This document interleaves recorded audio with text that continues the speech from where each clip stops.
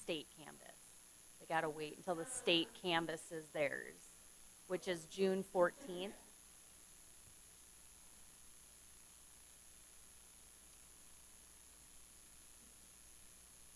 Yep, you're going to keep.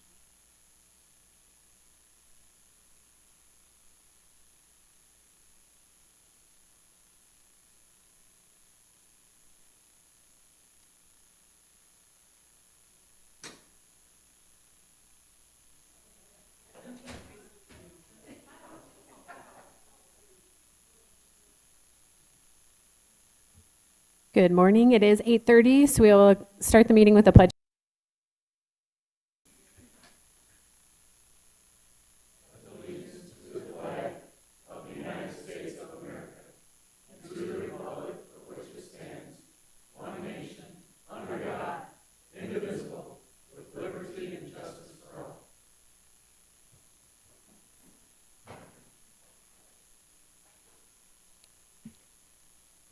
Item number 3 on the agenda is an invitation for a citizen to schedule time on the commission agenda for an item not listed.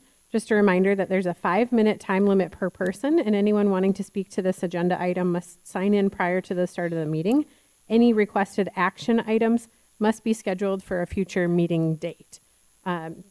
So just a reminder that later on in the agenda, only those items listed as public hearings are the ones that have public comment attached to them. So this would be that time to comment on those items. So we have one individual on the sign-in sheet this morning. So Mr. Weibel.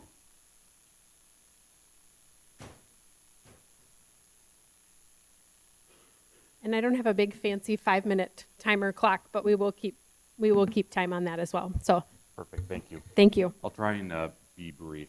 My name is Rick Weibel, live over in Elkton, South Dakota, and my background is 4 years ago moved here to the great county of Brookings, followed my son here. He went to school over at SDSU, fell in love with the area, and so we followed him. And he since graduated public elected experience in the state of Minnesota. I was the mayor of a small town. I also have my own computer consulting business that I run in Minnesota still. And then I also founded a new business here in South Dakota called D3 Defense, where we take care of digital security, physical security, and cultural security. So we help government agencies as well as corporations protect their assets. And the cultural security is if you don't take care of your employees, they won't care about the first two. And so that's really important. What I'm here to talk about is I think it's time for us to actually look at an election performance improvement plan. There were a lot of anomalies that I've noticed in 2020, but also in the 2022 election already that are of concern. I have been speaking a lot in Minnesota, helping them improve their election pieces. What's interesting is I actually filed a complaint here in Brookings because the state attorney's office in this building was being used for a campaign. And so I filed a complaint with the sheriff. They investigated, and they did find findings of fact that indeed it was listed there. And then under the statutes, they had 7 days to correct the filings. But there's still evidence out there that in 2020 and also in 2022, the offices were listed here, and that was a violation of statute 12-18-3, which is you cannot have a campaign office within 100 feet of a polling place. So during the entire absentee balloting period of this election, that office was still there. The next thing is that we are aware, we have received complaints that there was folks who had submitted a party switch, an update to their voter registration, and that apparently didn't happen. And when they went to vote, they were denied access to be able to vote. And I'll leave those here with you today. I've already got 2 complaints. With my computer experience, I reviewed the ES&S machines and also the certification process. It's complete garbage. There is evidence even from the EAC that I will leave with you on their certificate. On the second page of their certificate, it literally states, an EAC certification is not a determination that the system is ready for use in an election. It says it specifically. It would literally be like the FDA having a warning label for Tylenol. This is not a certification that Tylenol will get rid of your headache or Pepto-Bismol will get rid of boo-boo belly. It also says that it is also not a substitute for state and local certification and testing. I'd like to work with the county to provide additional certification and testing to make sure that the machines are on the up and up. The other thing that is very specific about their certification is that they actually list the patch level that they had for the machines. So if you were to patch beyond that level, your machine would be out of compliance and out of certification, because any change to a device, whether it's hardware or software, would decertify the equipment. In reviewing the state's certification process, they only tested with 500 ballots, but it's even worse than that. They split those 500 ballots across 5 different tabulators, with the most being at 250. The EAC recommends that you would test at least 2,000 ballots, but you actually have to test at least 29,000 positions, and if there's an error in one position, that machine is decertified. We didn't even do standard regular testing. I'm also aware, looking at the early absentee voters, there is one record already where an absentee ballot was received, and it was in person, but the data wasn't entered in that they completed the vote. They were given the ballot. There's also one record was same-day turnaround on an absentee mail-in. That's impossible to do. We also had 4 folks in this county where their ballots were actually sent to another county, and it was actually sent to a P.O. box that's actually a nursing care in another county. So more than likely, they don't live in the county anymore. And so I would encourage you to set up a multi-party commission with all of the parties being represented so that we can get to the bottom of these and other issues to make sure that our standards here in Brookings, that we have election integrity, and that we can come alongside our elected officials as well as our wonderful staff to make sure that there are no issues. Thank you. Thank you.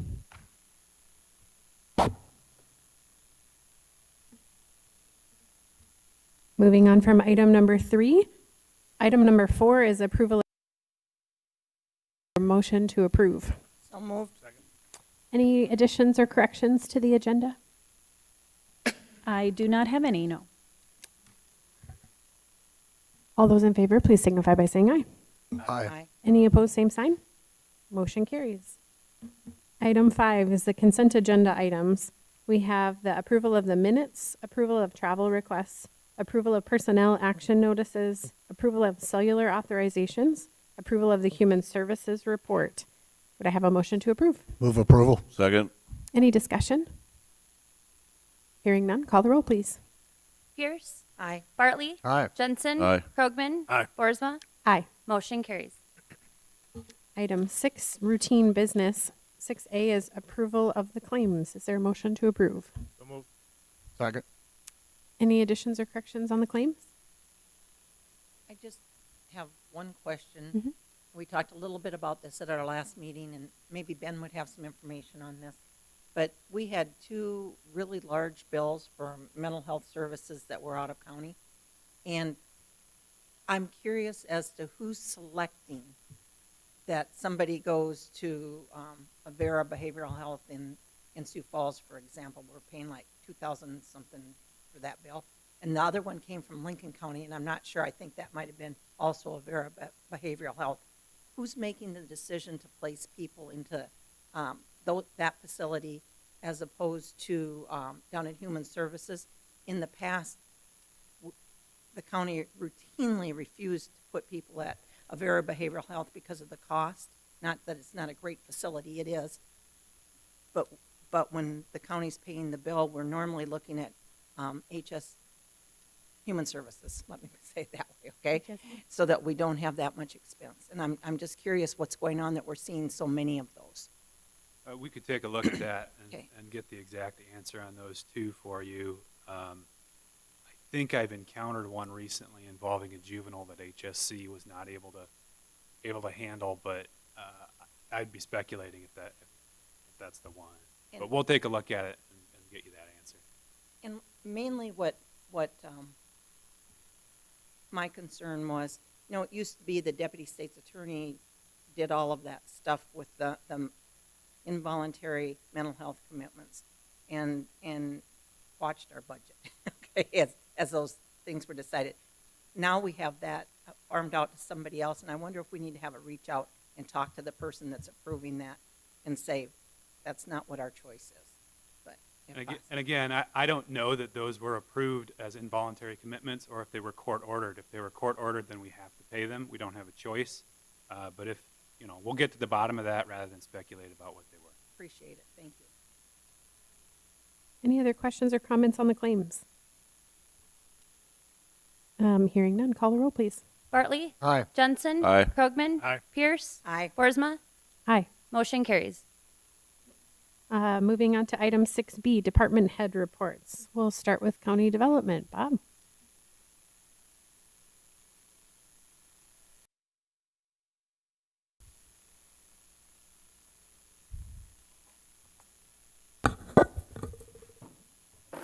Good morning.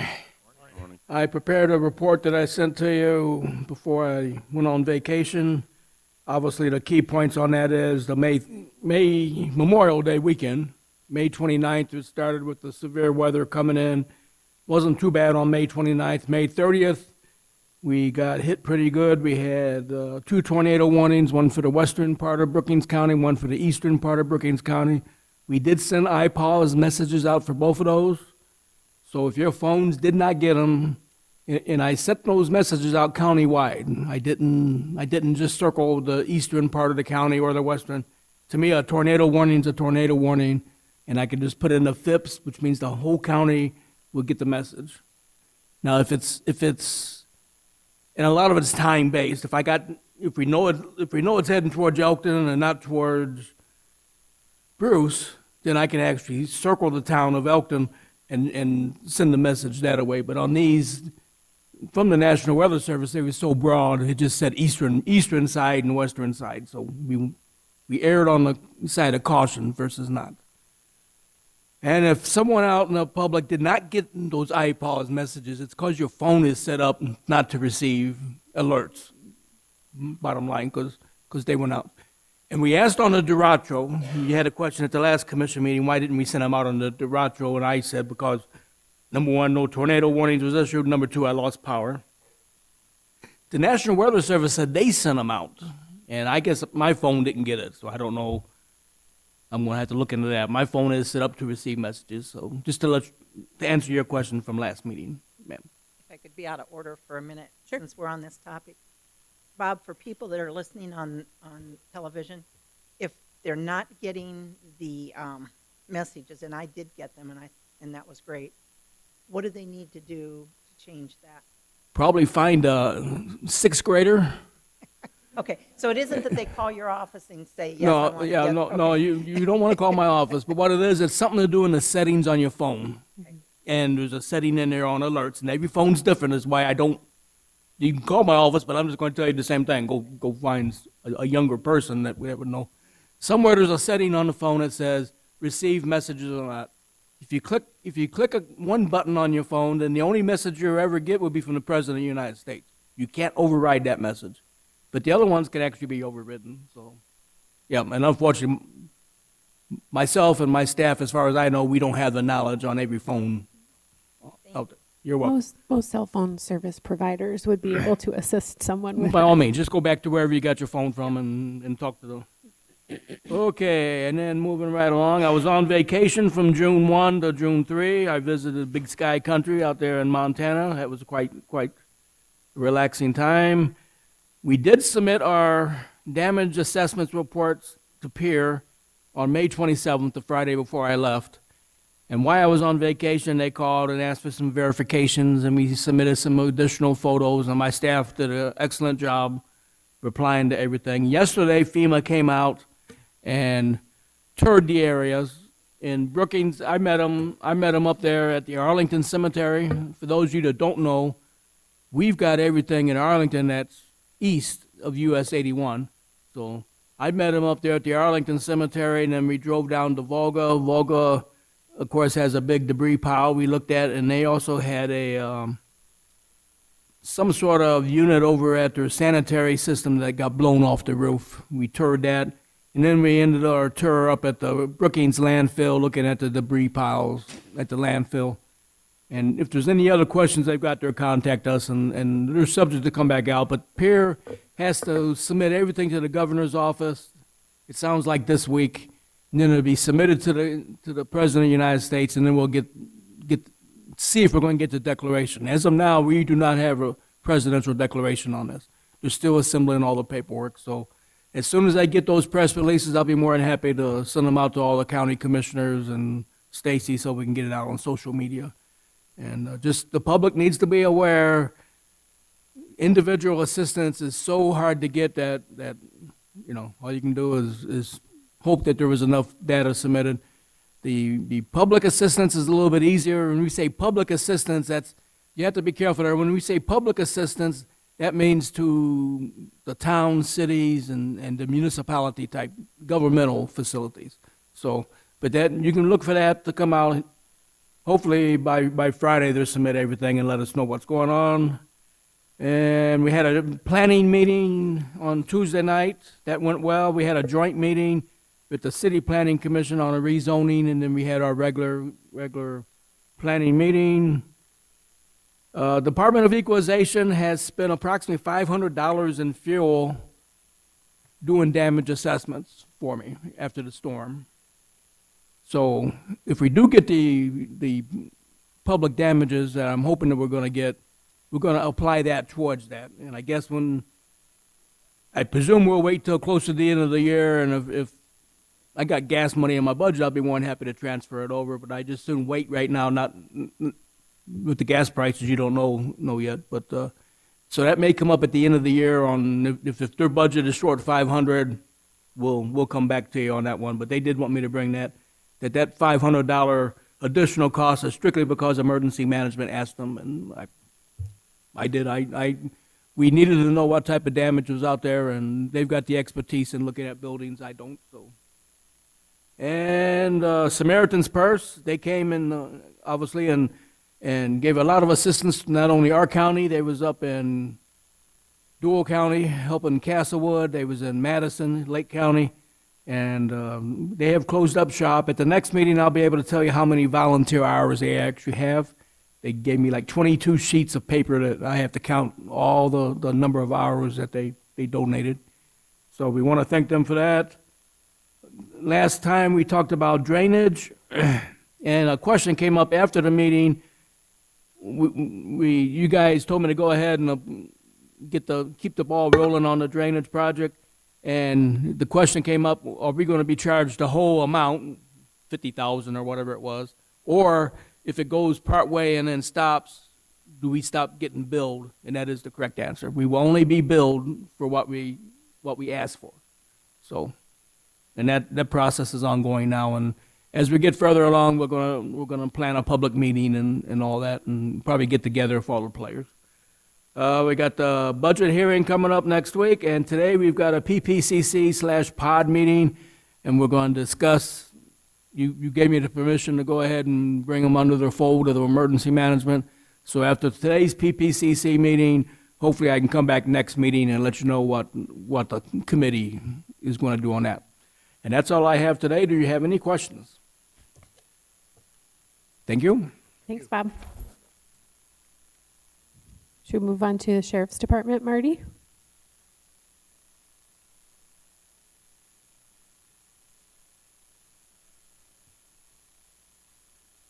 Good morning.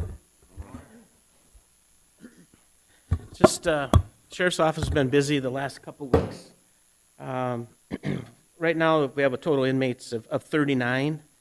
9 of those are from Moody County, and 1 is from the Department of Corrections. So Moody County keeps us busy, bringing some inmates over and so forth. And it's running about $12,000 a month, I suppose, from Moody County, so it's helping. Anxious for Phase 2 to open up. That'll give the booking area a little break from 24/7 because we have 97 participants on 24/7. So we have 2 on drug patch. They have to come in once a week to check their patch. PBTs are 23 a day, 23, so 46 come in. during the day. Remote breath test, we have 13 on that, so that kind of helps because they do their breath test out wherever they're at.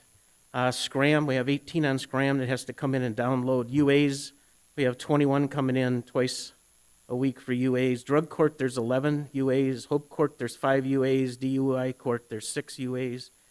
I have 10 individuals on GPS at the present time. So that's how busy that is back in that booking area. But once 24/7 is open, all those participants will be going up there, and that will relieve booking. We almost have to have an extra person in booking just to handle the 24/7. So anyway, also, it's nice to know that I'm back to full staff. Anna Sells just graduated last Friday from the academy. She hasn't fulfilled all her field trainings, so she's riding with a deputy for a while to complete that. Also, I wanted, before I forget, thanks for the employee committee for appreciation dinner on Monday. It was good. And thank Mandy Kramer from the state's attorney's office because she took orders from the jail staff and she delivered them. So my jail staff don't get out much. Anyway, and they did go to 12-hour shifts, and they like the 12-hour shifts. We'll see how that goes, but they like the 12-hour shifts. Anyway, so thank you for being willing to change things on those things. Anything to help morale, and so far it's helping morale. We're having some issues with emergency committals over the weekend. We had an issue that came up is that we had a Lake County inmate that made some self-suicidal comments, was taken to the hospital. Once the hospital learned it was a Lake County inmate, they wanted Lake County to do it, and that's not what state law says. State law says you transport to the nearest medical facility. It got to be a rigmarole for my staff because East Central didn't, well, I still call it East Central, but Brookings Behavioral Health did not have a counselor available, so the doctor had to be the one that's going to do this, and there was some hesitation there. They got the sheriff involved in Lake County. Lake County checked with their mental health people, and they said the statements were made in Brookings County, so that needs to follow up in Brookings County. So it got to be a problem. Anyway, we're having a meeting, and I don't know, Commissioner Boersma, you're on that committee, I think, aren't you? So if you have, someone needs to be with us. You would think after all the years that we've done this, that it would become easier to do the process. But it isn't. Every committal is different. It depends on staffing, what the doctor is, and all this. So it doesn't become easier. It becomes more difficult. And so we got to, because we're going to have more inmates from other counties here, and we need to, and it's simple, is that if it's a Lake County inmate, we bill Lake County. It should have nothing to do with money. We'll bill Lake County for that committal, in that process and stuff. So it was just the person was committed. Lake County came up and transported. So my staff didn't transport. He was willing to come up and transport. So we're going to try to hash this out. So if you have a chance to be there, if you're not there, I wish someone from the commission would be there. Just If you let me know when that is, Marty, that'd be great. Yep. Very good. So summer is here. This weekend we have the Vaga doings in Vaga. Also, if you recall, I was able to get that COPS grant for community policing. So we have to do events and report to the feds that we're involved in the community and doing things that we should probably already doing, not have to hire someone to do it. But this frees my patrol deputies to have to arrange this stuff. And Deputy Creasy did a bike rodeo in Vaga. All this is reported to for that grant opportunity. Also on the 15th, we're going to do a coffee with the deputies at the Valley restaurants. And then we're going to do a drone demonstration in the parking lot and stuff. And so I think that'll be, let them know that we got the drone and how we use it and stuff. The radar boards are going up on South Lake Drive. The highway shop was able to, they've been busy with tree damage and all that stuff. So they came and got the the radar boards, and that will be going up on South Lake Drive. Also, a couple things I added is that we've been busy in the civil process. Executions. Scott Sebring, who's my assistant sheriff, he's in charge of the civil process. So he does all the follow-up on the execution and all these. And so far to date, we've collected he's collected almost $100,000 from executions. One execution was $80,000 that he was able to collect. You know, a lot of our executions are not easy to collect. But so out of that 98,000, we do get a percentage for collecting and taking care of that, which is about $10,000. So that helps with his wages also, you know, to do that. And then in the civil side, we've collected about $20,000, and that's in mileage fees. By state law, I can charge $55 to serve each paper and so forth. So, and normally that's around that $98,000 a year that we do in civil fees, so forth. Calls for service continue is that to date, my office has handled 2,331 calls for service, and those are calls that go to dispatch and then it goes to the officers. And that's not counting anything that comes into my office that my deputies may answer in. These are all dispatch calls, so the office stays busy anyway. So, any questions? Commissioner Pierce? On the mental health issue, and I think the emergency room out at the hospital had some changes in staff too. It used to be that there was mandatory training for people that were doing mental health commitments. Has that law changed? And if it hasn't, have our new person gone through that training? Yes. The law's not changed yet. Actually, the new deputy, they get that at the academy. Okay. Yeah, so they get their mental health training there, but then we have to update it every year. They have to get just 4 hours. But I require the minimum of 8, but we do the CIT training, which is the 40 hours. So I have new staff too. What's trying to find classes. We're doing them in Brookings, and so far we don't have any classes set up in Brookings for the CIT training, which is the 40-hour. So I want all my staff to have the 40 hours. So. Okay. And you and I might be talking apples and oranges. There was a statute that required training for the mental health board, and that would be our person that's doing it. And I'm pretty sure at one time that Bart did it because I think we did it together. Okay. But I didn't know if that statute's still in place and what's going on with that. Yeah, I guess I can't answer that. I'm sorry. I thought you meant for my deputies. No, Yeah. no, I meant the mandatory training from the people working with mental health commitments. And- So, I'm sorry. I interrupted you. To answer your question a little bit that you brought up with Mr. Kleinjohn, is that when Yankton's full, then they want us to go to Avera. And so we're locked in. You know, it's not the sheriff's office decision, and I don't believe it's the state's attorney's decision either, is that they're full. Avera won't take anyone that's under arrest. So if they're in custody, they don't want to take it. So then we have to work with Yankton to get them in. But if Yankton's full, then they say send them to Avera. And so I don't want to hold them because I don't have that space right now.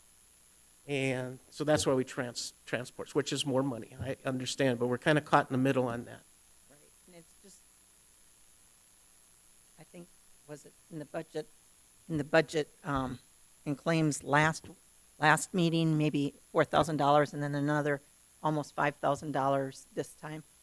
It's just, that's going to eat up our budget for mental health commitments really fast if we don't take a look at that. But I was curious about the training. Yeah. Thank you. And I guess that's something I could look at because yeah. Anything else? Nothing from me. Thanks, Okay, Marty. thanks. Misty. I don't have anything to. And then I will note Dustin's report came to us via email. And I think there's also a printed copy at each of your places. If there are any questions, you can direct those directly to Dustin. Is that the BCOAC hosted our employee function, our employee appreciation lunch on Monday, and then had free shooting as a part of that for all of our employees. And that I think was really well received. So thanks to Dustin and his team for that. And then I think moving on to anything from the finance office for their report. I'm going to say no. Okay, we'll wait for agenda items then. Super.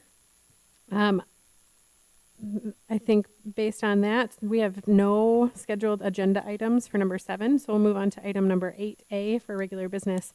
Action to approve resolution number 22-21, a resolution amending resolution 21-54, the resolution setting the official pay plan for 2022.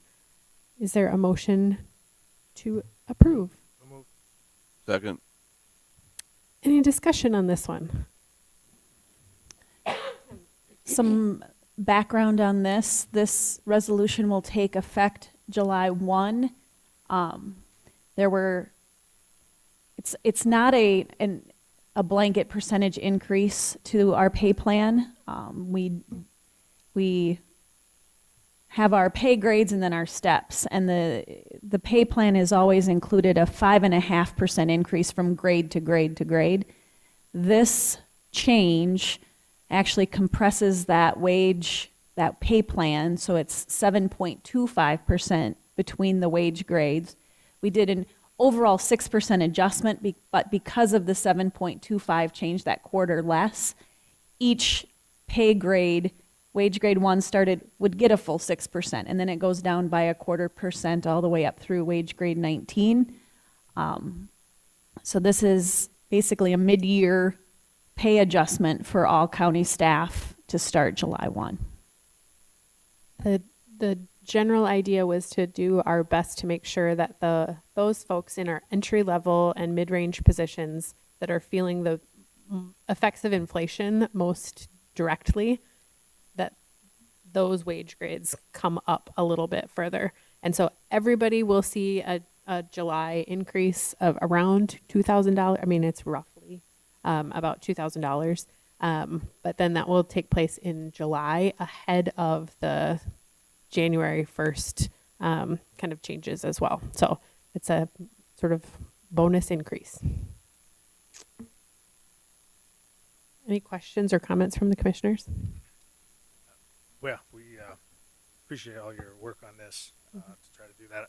For me, we need to compete for our employees, and as you can see, wages continue to grow up. And I think we, as a board, felt we need to adjust our pay scale accordingly, so we can better compensate our employees at a rate that's being offered now. And so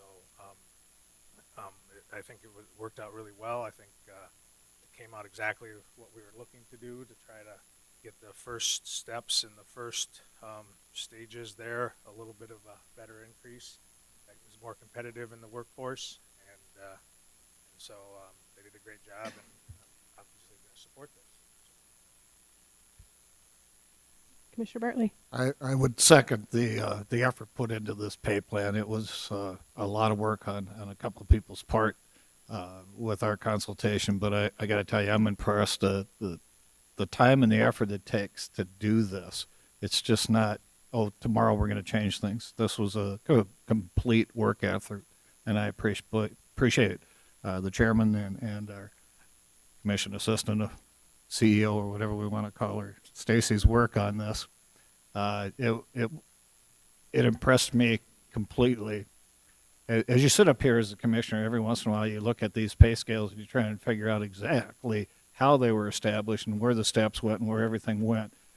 Following this process, I have a much better understanding of how difficult it is to put these things together to represent fairness in our pay plan for all our employees, and I think you did a great job. I thank you for that. And I would just join in with everything that both Brian and Mike have said. And for me, it's really important that we look at the bottom of our pay plan and we try to bring that up. And you've achieved that, and it's great. Thanks. I'd also like to say thank you with the multi-steps and all the employees and we had to make it more attractive to come work for the county by just not raising our starting wage, which if you just did their starting wage, it kind of, the people that are here, they deserve a bump too. So, thank you. Yeah. I think the thanks, to be frank, goes to staff, because the reality is the last several years, those folks who are frontline for our county are the faces that represent us in every day-to-day business transactions. And so making sure that they feel valued and appreciated is certainly part of this effort. So thank you to the employees. Thanks, Stacy, for all your help in getting that stuff ready. If there's no further discussion, call the roll, please. Jensen, Aye. Krogman, Aye. Pierce, Aye. Bartley, Aye. Boersma. Aye. Absolutely. Just want to thank the commission too, because this has really helped my correctional staff and in hiring, is that across the state, they're struggling for correctional officers and doing hiring bonuses and all this. Pipestone County, my understanding, they had to close their jail for a period of time because they didn't have staff. And also Lake County is losing their female correctional officers, so they want to house females here. So I appreciate that you were willing to look at, because they got a hard job. So Yep. thank you. Yep. Moving on to item 8B, action to approve agreement number 22-61, the South Dakota Department of Transportation agreement for use and restoration of detour and/or wet weather detour. Is there a motion to approve? So moved. Second. Any discussion on this one? I wish we had Brian here to talk about it, but Stacy, do you have a little bit of background? So this was needed because the lane changes out on the interstate for the interchange project were deteriorating quickly. If you've been out there, you know that they're moving traffic, to off of, I believe it's the northbound lane over to the southbound lane. So they needed to use for a short time 34th Avenue, our 34th Avenue east of the interstate as a detour route, so that they could take some time to patch those crossover lanes. So And it's the time that the contractor will be right there, and they anticipate it very short time that they'll be using the detours. So. Our highway superintendent basically had an agreement with them if they damaged 34th with any heavy vehicles that it wasn't designed for, that they would correct that after the fact that they corrected their other issues. And I haven't heard that there were any, so Any further? successful cooperation. Yeah, I think so too. And expedient remediation of those problems, because that was dangerous. Any further questions or comments on that item? Hearing none, all those in favor signify by saying aye. Aye. Any opposed, same sign. Motion carries. Item C, action to approve agreement 22-62, an application for occupancy of right-of-way of county highways made by MediaCom. Is there a motion to Motion approve? approved. Second. Any discussion? Hearing none, all those in favor signify by saying aye. Aye. Any opposed, same sign. Motion carries. Item D, action to approve agreement 22-63, intergovernmental contract and coverage document for SDML Workers' Compensation Fund. Is there a motion to approve? Second. Any discussion on this item? basically, this is just a change. Brad Wilson with SDML, the Workers' Comp Fund, provided this letter of explanation. The international contract and coverage document needs to be revised. There was some discrepancy in coverage for employees or our covered volunteers that would may travel to certain foreign countries. That usually doesn't happen a whole lot, but it needed to be changed. So this just reflects that change in the policy. Any questions by the commissioners? Hearing none, call the roll, please. Krogman? Aye. Pierce? Aye. Bartley? Aye. Jensen? Aye. Boersma? Aye. Motion carries. Item E, action to approve change order number 14 for the Brookings County Detention Center project in the amount of $13,763. Is there a motion to approve? Move approval. Second. Any comments or discussion on this one? I did provide kind of a list of what those changes all are in my staff report. Yep. So those have been kind of vetted through the jail committee as well. Yep. So Hearing none, call the roll, please. Pierce? Aye. Bartley? Aye. Jensen? Aye. Krogman? Aye. Boersma? Aye. Motion carries. Item F, discussion and possible action on repairs for the roof at the highway shop in Brookings and the Sinai Highway Shop. Motion approved. We don't have a, Well, we don't have discussion a, first here. Okay. we don't Yeah. have a motion on the table yet. Yes. Most of this is a result of the derecho that came through and took the roof off of our highway shop and obviously destroyed one of the shop buildings and put it over in Pioneer Park and across the community, which we did get cleaned up. So we'll be waiting for some information on insurance for both of these particular projects, but we do need to move ahead and get the roof replaced and sealed up on the highway shop here, and also we have the bid amounts, and I think Stacy could put those up if we have them, or I don't know that we can actually put them up because they're only bid amounts. So anyway, the process is we need to get these roofs repaired and these places sealed up right now, and we'll deal with insurance as it comes across. So I don't think there was any problem with the highway shop and Bruce, but or Sonia, the thing we have a problem with, we have two options for the building highway shop here roof. One is basically a 15-year guaranteed roof. The other is a 20-year guaranteed roof. The major difference between them is obviously cost. The 20-year roof, in order to get 20 years, it adds insulation to the building, which it does not have now. And it's been a primary concern. I think Commissioner Jensen can address that. It's been a primary concern since the building was built, but it costs a lot to heat it because there's no insulation. And right now, it's not only no insulation, but there's rainfall inside the building, and we have a video to show that.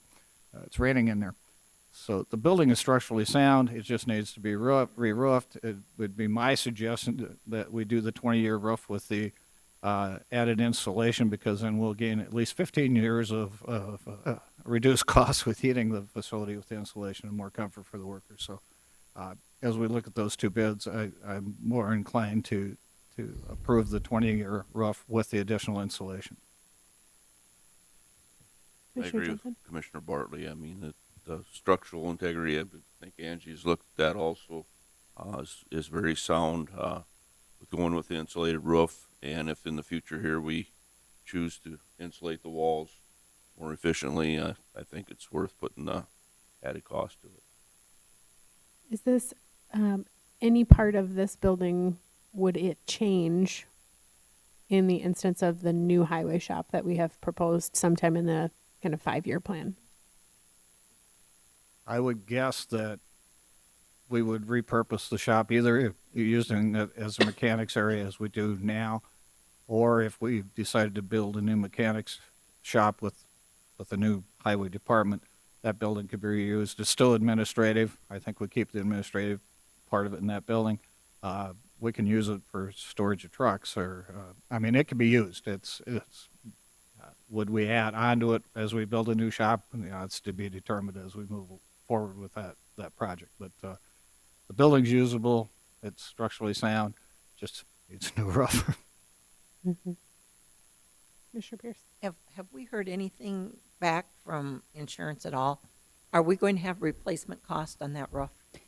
No, the deductible is $10,000, but they won't cover anything above and beyond what we already have there. So if we decide to do upgrades, the insurance will not cover it. And either one of these would be a significant upgrade to the current roof. If we were replacing like for like, they would cover that cost with minus the deductible. But this is an improved roof, so they would not cover the improvements to the roof. So do we have a estimate on what it would cost to replace that roof, just like it is, because that's the replacement cost, right? Correct, and I don't have that, no. Okay, so we'll need to have that eventually. I was just curious what the difference between that and this number was, but because we should, I believe, get the replacement cost based on our prior, so we won't be paying this full amount ourselves. And then this expenditure, is this going to come out of the 201 fund, or where will that come out of? It would make most sense probably to come out of the 301, our building fund. Okay.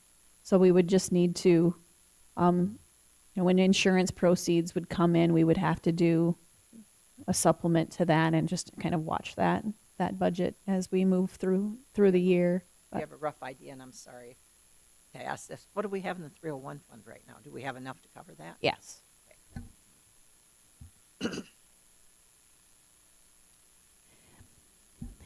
Are you comfortable with the emergency procurement statute being that this incident falls under that statute, so we can move I forward? think it qualifies. I believe so.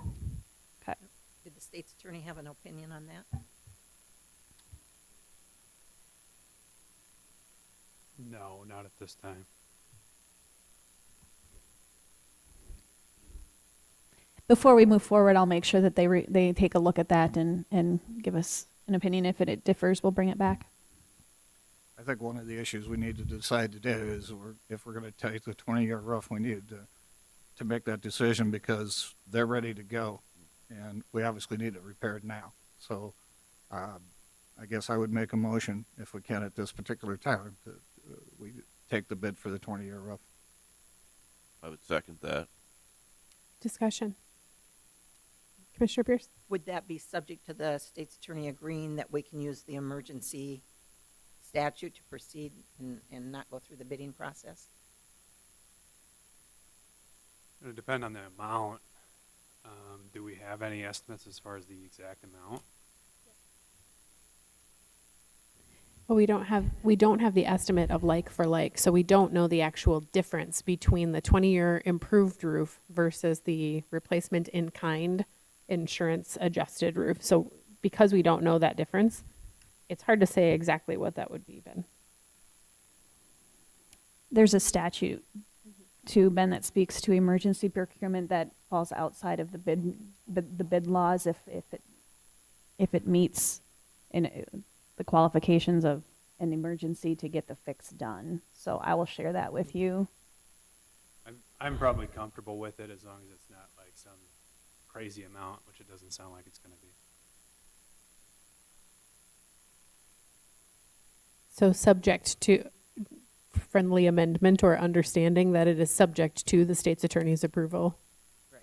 Yeah. Any further discussion on that? This is just for the Brookings shop. This The second one for the right. So just the Brookings shop consensus on making sure that we can move forward with procurement through the emergency procurement clause, subject to the state's attorney's agreement that it qualifies. Any further discussion on that motion? Since it's money, Jenna, please call the roll. Bartley? Aye. Jensen? Aye. Krogman? Aye. Pierce? Aye. Boersma? Aye. Motion carries. Thank you. secondary part of that is the other shop. The sign-in shop. We have an estimate that it shouldn't be any issue whatsoever. It's under any kind of bid cost anyway. There may be some additional improvements needed for that particular shop also, but right now this covers what we need to get the shop operational again. So I'd make a motion that we approve that bid. Second. Any further discussion on the sign-in shop replacement? Hearing none, call the roll, please. Jensen? Aye. Krogman? Aye. Pierce? Aye. Bartley? Aye. Boersma? Aye. Motion carries. Super. We'll get that handled. Thank you. Item number 9 is canvass of the June 7th, 2022 primary election results. Lori and Jenna?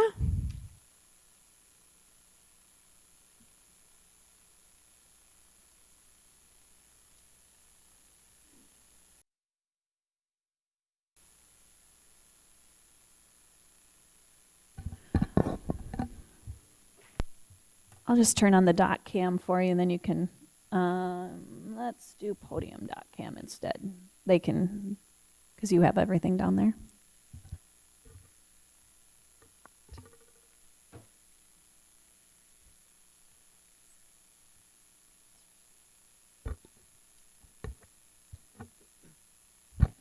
Perfect, thank you. For those that are listening, my name is Jenna Bird. I am the Senior Finance Assistant in the Finance Office. One of the hats that I wear in the office is that I run the elections for the county. So just going over the statistics here, we had 282 eligible voters that could have voted in the primary election this year. That number does include inactive voters as well as active voters. We had 6,344 ballots cast. I think that's a pretty amazing number for the primaries, considering statistically we've been running right around like the 20% voter turnout. So with this one, it was a roughly 30% voter turnout. So we were happy with that. We had 8 locations throughout the county, plus the absentee precinct that ran for 46 days.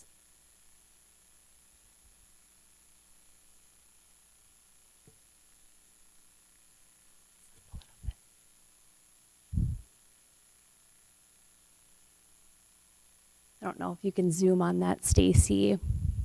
It's a little dark, so I apologize, but I'll have Stacy kind of zoom in on that. So that shows you the 8 locations. You can see that we had Aurora, Bethel, Brookings Activity Center, Bruce, Elkton, Finance, that's me. I had a couple poll pads right next to me so I could troubleshoot anything. We had Holy Life, Volga, and White. You can see how many poll pads that we gave each location. Shows you the voters. We had 21,282 eligible voters. And it shows you how many votes were cast at each of those locations. You can see Bethel is always our busiest location, followed by the Brookings Activity Center. And I do have these down in the office, so if you want to take a look at them, and with the listening public, that I can show you guys those. All right, so I think we'll just dive right in here. We'll start with the absentee. So basically what we're going to be doing is going to be showing you the recap sheet, and we'll be comparing the recap sheet to the total sheets process. So we'll kind of put these side by side. Oh.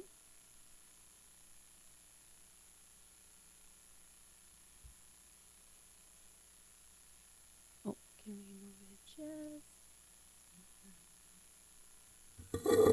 Okay, so you can see in the absentee vote center here, precinct, the absentee counting board stated that they had 1,711 ballots to be cast.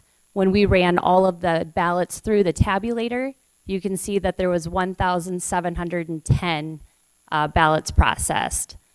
So they were just off by 1, and we can be within 5 discrepancies, like an adding error. And you can also see on the total process sheet, you can see how many that we processed. There was 1 that had a missing stamp. And there was 1 absentee envelope. When they opened it, it didn't have the ballot inside. It was an absentee ballot request form.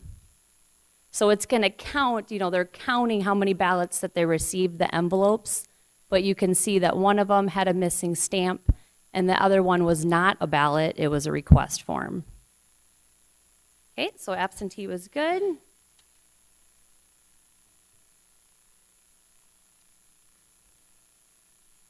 All right, we will move on to the activity center.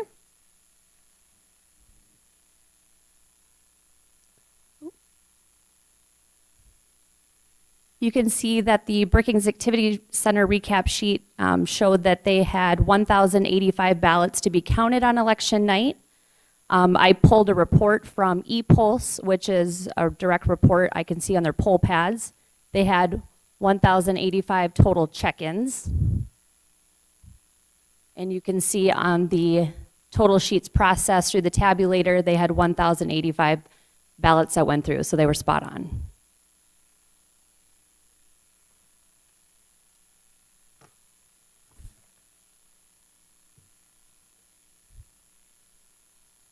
This is a recap sheet for Bethel Baptist.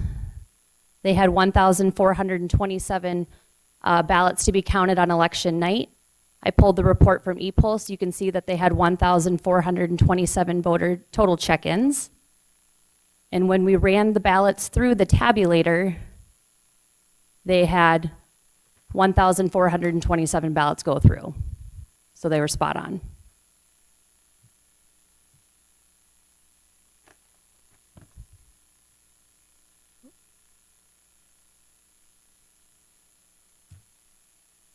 Next vote center is Holy Life Tabernacle. They had 579 ballots to be counted on election night. I pulled the report from ePulse, and you can see that they had 579 total check-ins. When we ran the ballots through the tabulator, you can see that there was 577 ballots that were processed. 2 of them were non-stamped ballots. They got kicked to the top, and so there was your 579. So those were also spot on.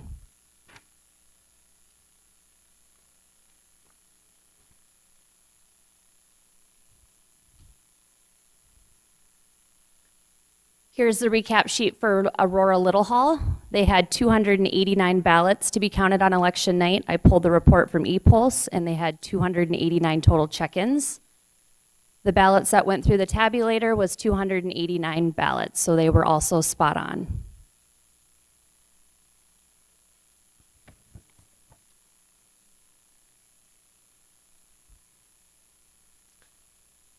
This one is Elkton Community. They must have had a few little errors, so they used a little bit of whiteout, but that's okay.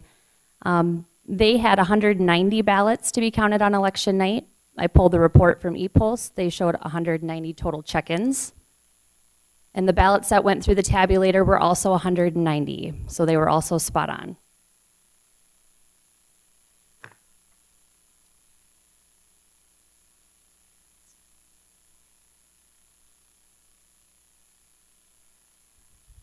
This is White McKnight Hall. They had 214 ballots to be counted on election night.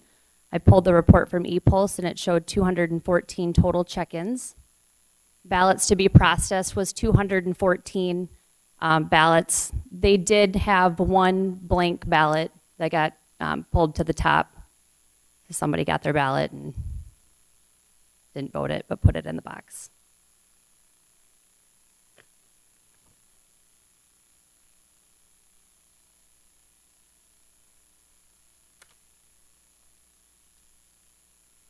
Next, we have Bruce Community. They had 202 ballots to be counted on election night. I pulled the report from ePulse, and they had 202 total check-ins. Ballots to be processed was 202 ballots, so they were also spot on.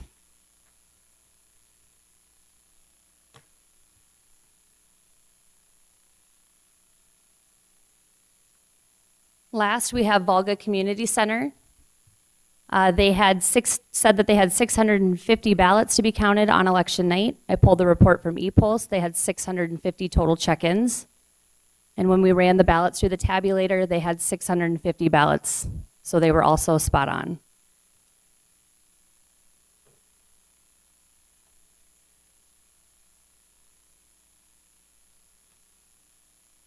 That concludes the recaps from what the election board and superintendent said that they had, showing you the number of total check-ins from ePulse and comparing it to the total ballots ran through the tabulator. We can go through, we want to go. These I all have, these are the totals. If we would like to go through these, we can, okay?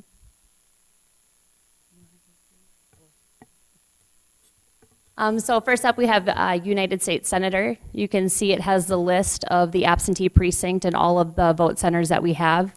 And you can see John R. Thune had 2,569 ballots cast. Bruce Whalen, 742. Mark Mowry, 179.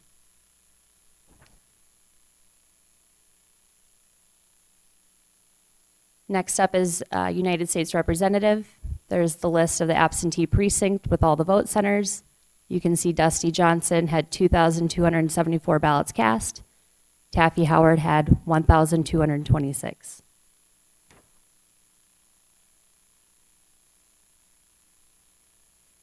Next is Governor. You can see the list of the absentee precinct and all the vote centers. Stephen Haugard had 906 ballots, or votes cast, excuse me, and Christy Nome had 2,579.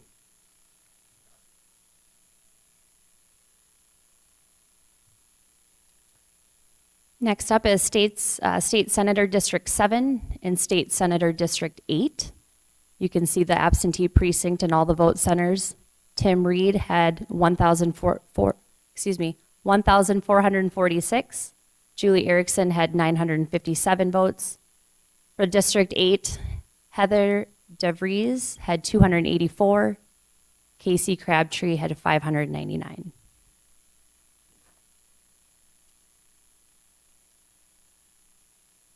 Next up is State Representative District 7 and State Representative District 8. You can see the totals. Matt Doyle had 363 votes. Melissa Heerman had 1,280 votes. Doug Post had 1,184 votes, and Roger DeGroot had 1,245 votes. Oh, let me go back. For District 8, we had Lucia Summer, 185 votes. John Mills, 738 votes. Tim Reish, 647 votes. Next up, we have County Commissioner at Large. We've got Anthony Teasdale, had 983 votes. We had Sean Hostler at 1,275 votes.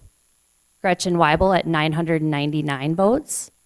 And Kelly Vanderwall at 2,276 votes.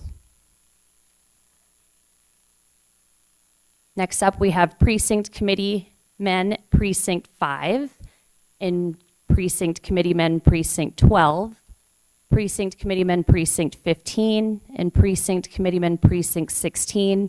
You can see the list of individuals in front of you. Leon Pasal had 76 votes. Patrick Powers had 210 votes. Jeremiah Van Overbeck had 97 votes. Reg Niger had 6 votes. Donald Jacobsma had 39 votes. In Precinct 15, James Mitchell had 29 votes.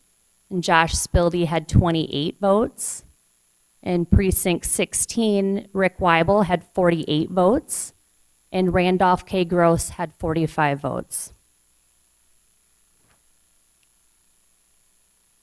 Next up, we have the Precinct Committee Women.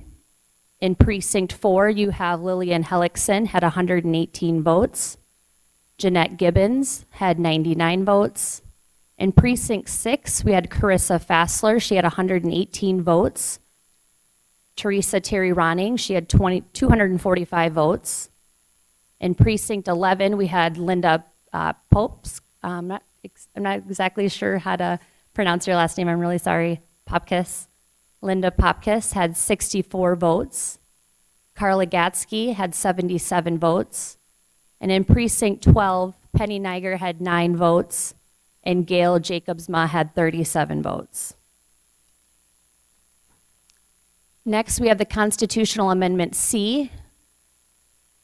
Yes votes had 1,997 votes, and for no, there was 4,222 votes. Last, we also had the bond issue for the Brookings School District. We had 3,302 votes say yes, and 1,451 votes that said no. Just a couple of things that kind of wraps up the canvas portion of it. Just to remind that there could be, like if anyone wanted to contest it, the county commissioner race at large, for instance, they do have to, the losing candidate does need to file a petition. They can file a petition within 3 days after the state canvass. So we can't file a recount or file a petition until after the state has canvassed theirs, and then they've got 3 days after that. The state canvass will be June 14th, and they will start at 9 a.m. So we could see a petition, they've got until the 17th of June. The precinct committee men and women, there are no recounts. They won. I've learned that if there's a tie, they flip a coin, and that's how they determine the winner. Just a couple things. I just wanted to take the time to thank some people that were involved in the election. First off, I wanted to thank Dick Peterson. He is has the Cinema 8 here in town. He made up a bunch of popcorn for all the poll workers, and we were able to distribute that out to them. Just kind of a little thank you to them. So thank you, Dick, for doing that. I wanted to thank the 3 temporary election workers who were involved in the absentee voting area for 46 days. My coworkers, Kim and Jen, for working an 18-hour day with me on Tuesday, making sure everything went smoothly. They're now trying to catch up on their own work. I want to thank the 9 individuals who served as an absentee counting board. They were up here in the chambers processing all of those absentee ballots. I want to thank IT specialist Sean Plowman for setting up all the poll pads with me at 6 a.m. He went over to the activity center, so I know those ladies were excited to see him. And the 34 poll workers who worked at the polls, I really want to thank you. They all put in like a 14 to 17-hour day, and I know that they're all exhausted from this election. And they deserve a lot of credit because they used the new poll pads that we just purchased. And so it was a first for everybody. We had 15 styles of ballots, which for us is unheard of. And it's great to see all the races, but we've just never had to work with so many different styles of ballots. So I commend them for that. And it's a primary, so your ballot depends on the party you're affiliated with. And some of the voters were giving the election board workers kind of a hard time. And mostly it was because they either were not registered to vote and they thought they were registered to vote, or they thought that they were one party and that they were, but they weren't. They weren't registered as that. And so the poll workers are trained in school that they cannot mess with those poll pads. So whatever the poll pad says, that's what we have on record. But I do want to remind the public that if you are registered to vote, please check your voter registration form prior to Election Day. And if you're at the polls and you think there's a mistake, call our office. We've got laminated posters, giant ones that we post at every location. I mean, if you think that the poll workers or the superintendent it still is not correct, and you know that maybe there's a mistake, call our office so we can do the research on it, and there maybe was a mistake and we can correct it. But if you go forward and you vote that ballot and you put it in the ballot box, there's nothing we can do about it. So please call our office if you think there's a mistake. I think that's all I have. And thank you for the pay raise. Well deserved, Jenna. Any comments from the commissioners? I do want to just state too, we do have the results posted on the back of the kiosk next to the finance office. If there's any more little reports that you guys would like me to pull, I know some of you guys like to see just different things with the poll pads. I can pull those reports and you can look at them in our office. Great. Thank you, Jenna. Basically, an additional thank you to all the poll workers. Agreed. It's a tough job all day long. I can verify that. So thank you to all the poll workers. It's hard to fill those positions sometimes, so Yeah. we appreciate it. If that's it, I just need a motion to approve the canvas results. I would take a motion. So moved. Second. Great. Any further comments or questions? Oh, sorry. Thank you for all your work. Oh, yeah. We appreciate it. Absolutely. I love it. I love doing this. It's many different hats. It's kind of a whirlwind, but I learn something new every time and little things to make it better.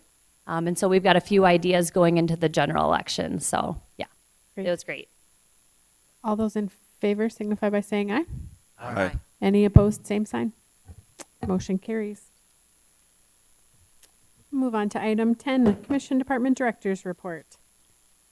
The surplus analysis information was included in your packet for both March and April. I think it's been since you've seen this. We are a little below the 10-year average on both of those months, so we'll just kind of keep an eye on that moving forward.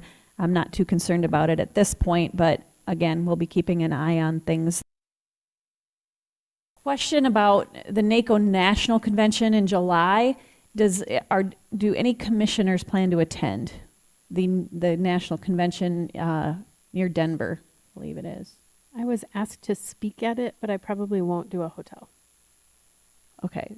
So- So the reason I'm asking is we have to submit our voting credentials, our delegate credentials. Okay. So would you be available then to be our voting delegate from Brookings County? Or if not, I know Mr. Hill plans to attend and he could take on those duties if we so choose. I think it would be in our best interest to have Mr. Hill be our voting delegate for this particular session, because I might only be there for the day that I'm speaking. Okay, when is their deadline for submitting the delegates? I'm still looking at a calendar on that. I am not sure. The convention is July 21st through the 24th. I'll let I'm you not know sure. this, Yeah, let me know. this I next week for just sure. got notice of it just the other day, so I'm sure we have a little bit of time here, but Okay. you could let me know in the next week I'll or let so. you That know. would be good. Thank Okay. you. And other than that, I have a nice short report, just some upcoming dates to share. Next Tuesday, we will be next door in the community room about 8:15 so that we can kind of go over things and review things and then are ready to go. Our first department comes in at 8:30. So if you want to be there by about 8:15 next Tuesday, next door in the community room, we'll go through a day of budget hearings. And then at 5 o'clock, you'll come in here and then you'll have the joint session with the Brookings City Council on the housing study presentation. June 20th, BCOAC Volunteer Appreciation Night. If you haven't already, please let Dustin know if you plan to attend that event because he needs a head count for that. Safety Week is actually about a month earlier this year. It's going to be the week of the 21st of June. So the safety picnic is out at the BCOAC on Thursday, June 23rd. Then just noting the 4th of July holiday on Monday, July 4th. And that's all I have unless you have some questions for me. Stacy, and Bob, correct me if I'm wrong on this, the joint planning and zoning public hearing on the joint jurisdiction ordinance is on Monday, June 6th at 6 o'clock, and I wonder if that shouldn't be on the calendar. I'm hoping people. Monday, June 6th is passed. Monday, June 13th. Monday, June 13th?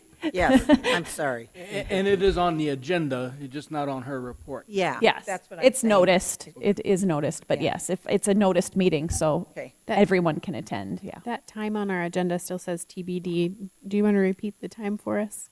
I'll let Bob. 6 p.m., ma'am. 6 p.m. Thank you. That one is on this agenda, right? The time said TBD, Okay. but that's why I think that was a ways out, yep. super. Thank you. Anything else for Stacy? If not, we'll move on to item number 11, State's Attorney's Office report. Okay, great. I'm Ben Kleinjohn, Deputy State's Attorney.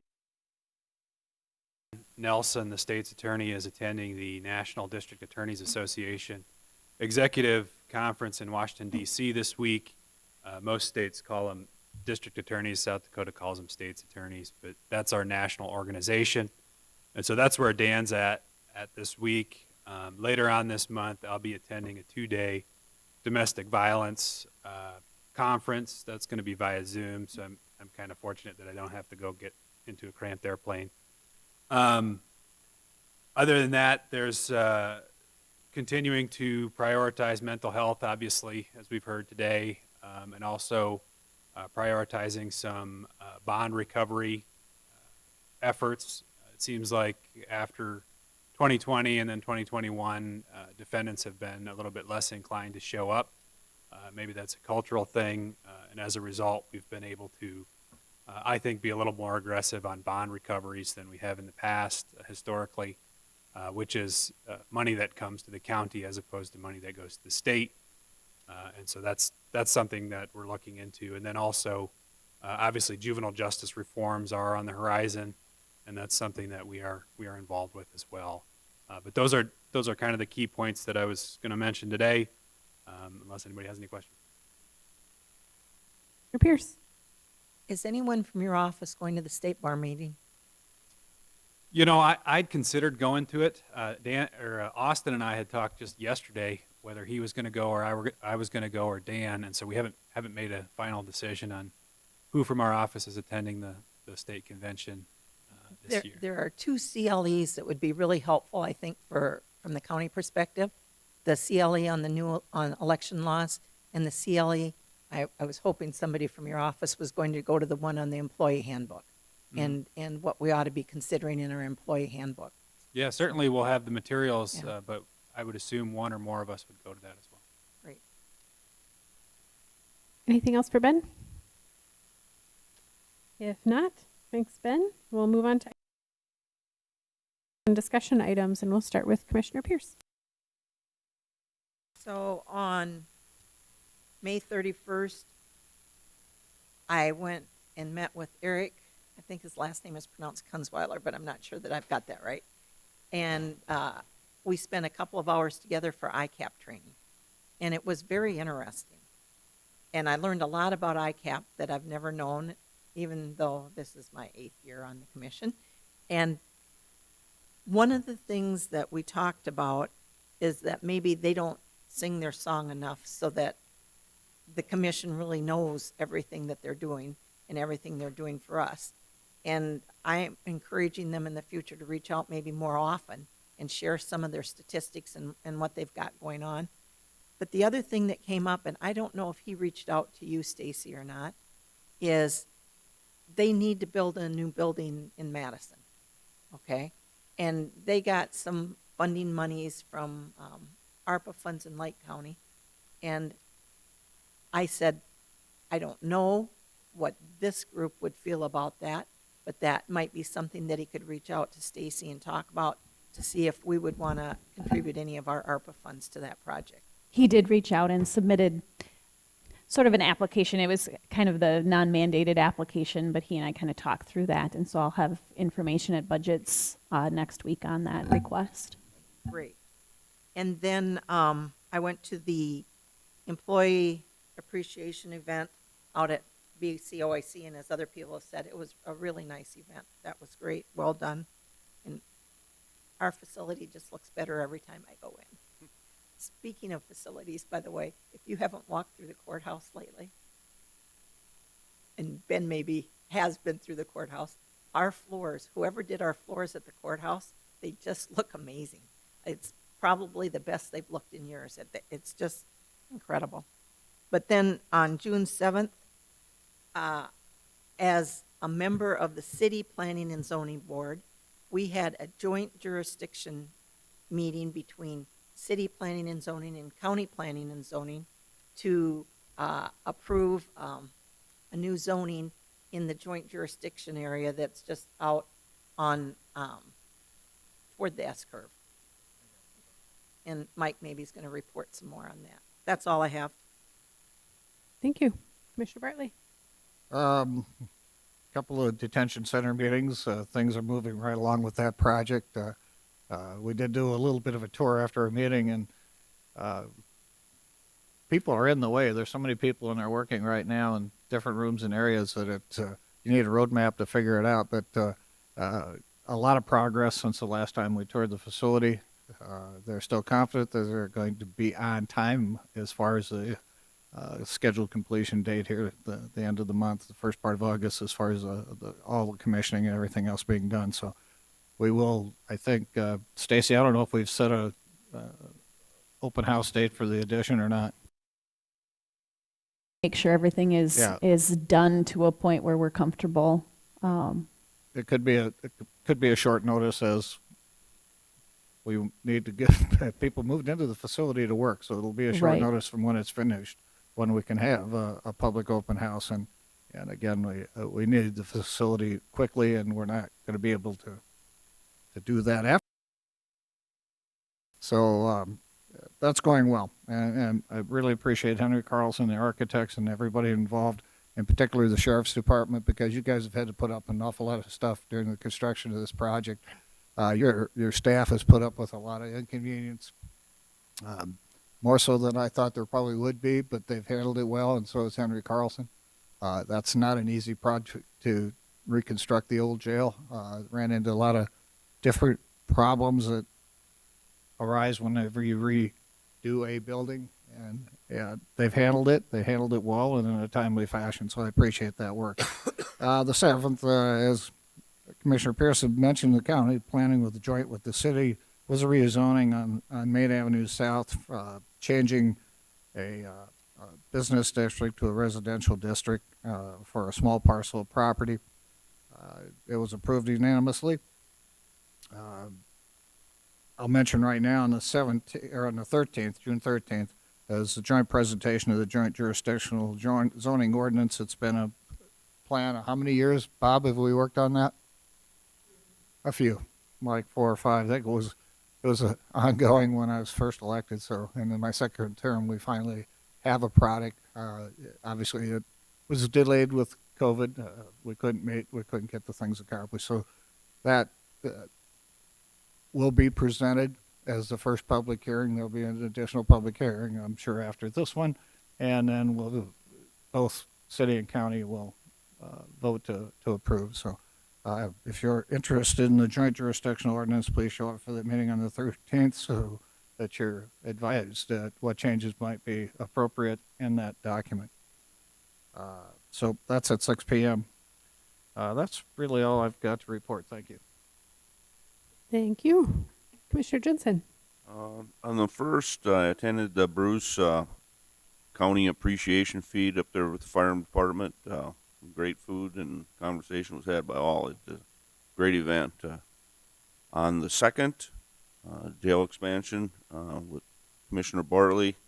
There's a lot of people working in there. It's hopefully shortly they get completed and get moved out. But like I said, there's a lot of people working in there, and they're working together. There hasn't been too many conflicts, I guess, and it's going great. Yesterday, I attended the Conservation District meeting. Their building was severely damaged in the storm. About the only part of the building out there left is actually where the office is. And there was the shop ceiling fell in, narrowly missing their new tractor that we helped them purchase. They've already got almost 150 hours on that machine. There was talk, NRCS gave a report. Some programs could be out there for tree restoration.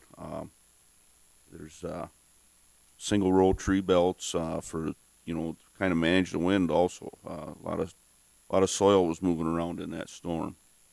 So it was a good meeting. They're very busy. I can't remember the amount of trees and acres they've seeded already this year, and moving quite well. Finally, I'd like to thank volunteers. They did some storm damage cleanup. There's about 500 acres northeast of the landfill that the farmers needed to get the fields planted, and there was well over 50 volunteers out there. There was volunteers from Teen Challenge, Ascension Lutheran, St. Thomas More, Church of Latter-day Saints, and many neighbors that participated. And the thing about it, they left their own cleanup at home and volunteered to help these guys out. It was a good event for the community, I'd say. And that's all I have. Great. Thank you. Commissioner Krogman. Had kind of a light couple weeks here. Had a beta meeting on the 25th, and then another one on the 27th with beta Zoom. Things are moving along.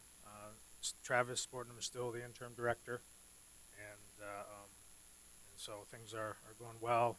We're starting to see budget shortfall in fuel because of the cost, and so we're going to have to make some tough decisions on how do we continue to provide service at a reasonable rate, considering the fuel prices have doubled. So especially the longer trips to Sioux Falls and stuff with those vehicles tend to eat up a lot of gas, and the costs that we charge are trying to keep affordable, but we're not even close to paying the costs of the trip. So going to have some discussion on that, and hopefully our budget will handle it, but we'll see. So that's all I have. Sounds good. Thank you. And since I missed the last meeting with all of you, I'm dig back in the way back time machine. The 16th, from May 16th to 20th, I was out at the WIR conference with Commissioner Jensen, and did a handful of similar presentations that we were at, I think, but the rural mental health session that I went to was probably one of the best attended and really, really fascinating content. So that's something that I hope to share with the Brookings Behavioral Health and Wellness Board as we continue to move forward there. Lots of good information, good conversations with folks about specifically disaster resiliency in communities, because out west they've been dealing with fires and all of those types of things. And so had some good conversations about their dealings with FEMA as well. So good information, certainly. The 23rd, I had a Brookings Behavioral Health and Wellness Board meeting, and we continue to move forward on progress for closing on the 2 properties and making headway on expansion of that facility. So that's great. And then on the 6th was out at the BCOAC for the County Employee Appreciation Event and got to hang out with the State's Attorney's Office staff for lunch and enjoyed kind of seeing everybody come through and highway guys come through and enjoy the facility. And also thank you again to the employee committee for making sure that that was a great time for everyone. So that's what I've got. Based on where we're at, number 13, executive session in accordance with -25-2 parentheses 1 and 4 for personnel and contract negotiations. Is there a motion to enter into executive session? So moved. Second. Any discussion? Hearing none. All those in favor signify by saying aye. Aye. Any opposed?